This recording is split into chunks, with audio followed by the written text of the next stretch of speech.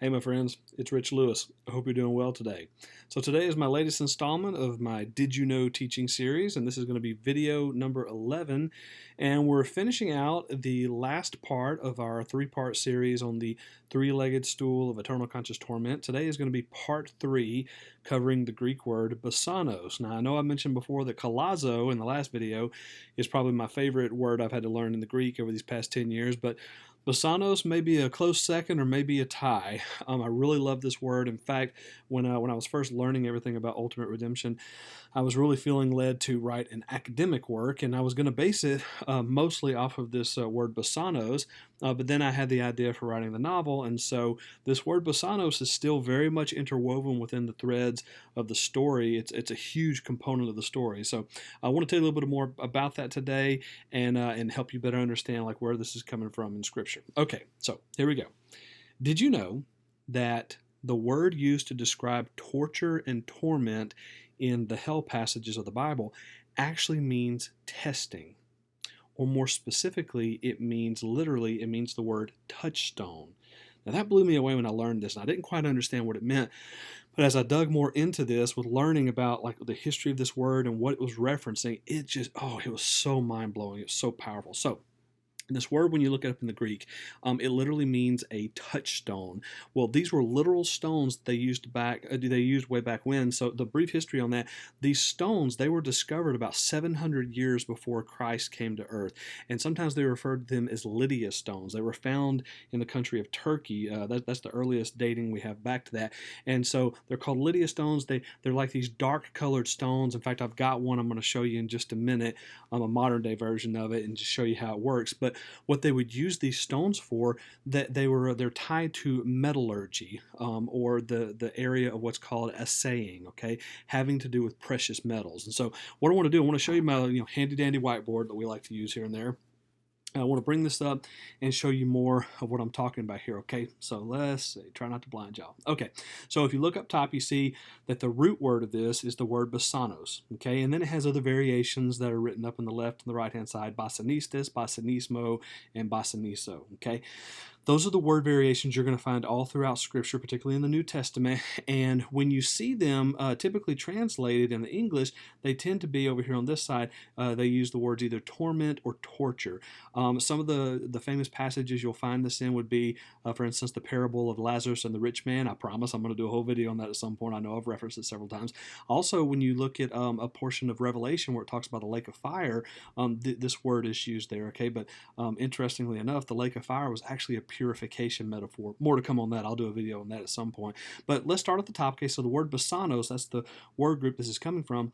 Now, it can, in all fairness, it can mean the idea of torment and torture, but we need context to understand what's going on with that. And so when you look over here to the right-hand side, it literally means a touchstone. And so the better word here would be testing or examination. You see, it had to do with precious metals. It had to do with coins, with money back then. So here's how it would typically work. If you were trying to determine the value and worth of a coin that you had. I'm going to use this coin right here.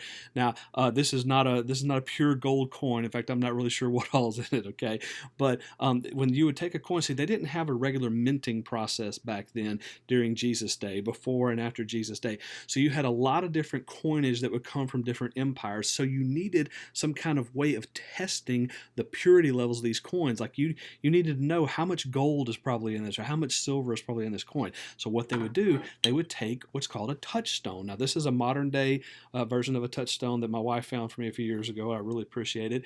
And I'm not sure how she found it, because I couldn't find it. So somehow she was able to find this online for me. But it's the neatest thing. And so what they would do back then, in order to know how valuable your coin was, and like how much you can buy, the buying power of that coin, they would take it and they would scrape it against this touchstone. They would take it just like this, and they would scrape. You see, oh, look at that. You see the streaks that I'm leaving? They would do that. They would leave those marks on the touchstone. Now, to the trained eye, a merchant could look at that, and they could tell what the streaks were. They could tell the purity levels of the coins by the streak that it left. And that was their way of telling, oh, well, this coin, it's 90% gold, or it's 80% silver, whatever it is.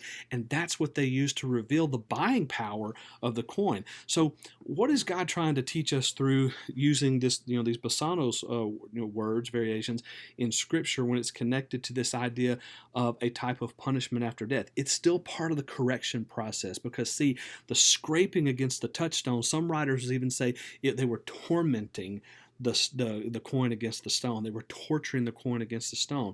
Well, why would they do that? To reveal what's there, to reveal the purity levels and the impurity levels. Well, why would I need to know that? Because if you wanted to melt down the coin, if you wanted to do that in order to pull away the dross and the slag, okay, that's another way of saying the impurities that are attached to the precious metals. Well, this would tell you how much you needed to take them through the refining process. What a powerful insight that is.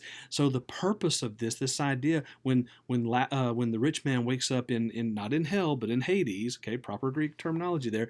Whenever he wakes up and he says, "I'm in agony in this torment," like this torture.